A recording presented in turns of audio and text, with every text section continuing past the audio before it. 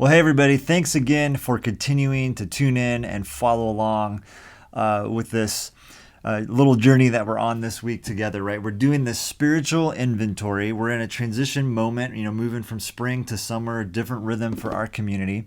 Great opportunity to take some time and ask some simple, but at the same time, deep and significant questions. These questions that help draw out some stuff that maybe we haven't dealt with, we've ignored, we don't even know is there. And as we've gone through a difficult, 3 months really now, there's a lot there that probably we can pull out and examine, right? So this invitation to stand at the crossroads and look, to bring these things into the light, and then to choose that ancient path, that good way that leads to deep soul rest, this great confidence and faith in our good God. So far, we've looked at the question, what are you mad about? And the question, what are you sad about? And today's question is, what are you anxious about?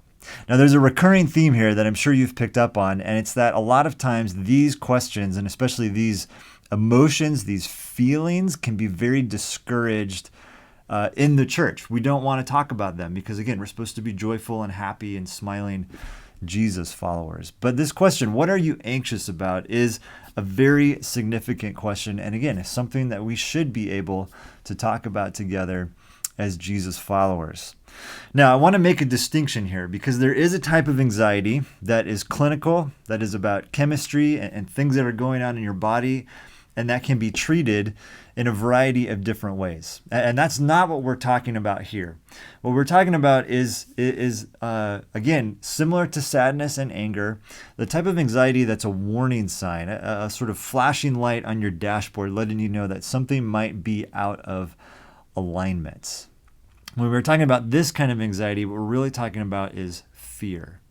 Now, again, we can have a hard time naming this, especially, again, if we come from a particular church background or even family background, because we get passages like, Philippians 4:6, right? Don't be anxious about anything, but in everything by prayer and petition, present your requests to God. And so there's this sense of which, like, if I'm feeling anxious about something, I must not be praying enough, or I must not have enough faith. I'm not doing things right.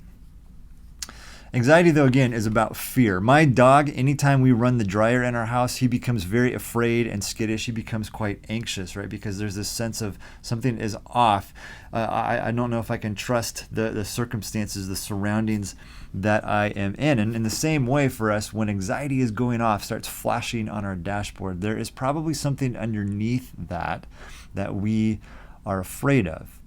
And so I think that passage in Philippians 4 is not so much a command, don't be anxious, as much as it is an invitation. What are you afraid of? How can you bring that to God? It's an invitation to live from a place of trust and faith and not from a place of fear. Now, here's the really good news, okay? And this, I think, is true with anger and with sadness, and again, with this anxiety that's really about fear. The good news is the antidote to all of this is not about us working really hard to overcome it. And particularly with anxiety, this is not an invitation to just muster up some courage and kind of soldier our way through this. Anxiety and fear, and again, sadness and anger, these are an invitation to allow God to love us in places where we really need it. The antidote to fear and anxiety is not courage, it's love. Look at 1 John chapter 4. Some really famous words, but again, such a great reminder for us.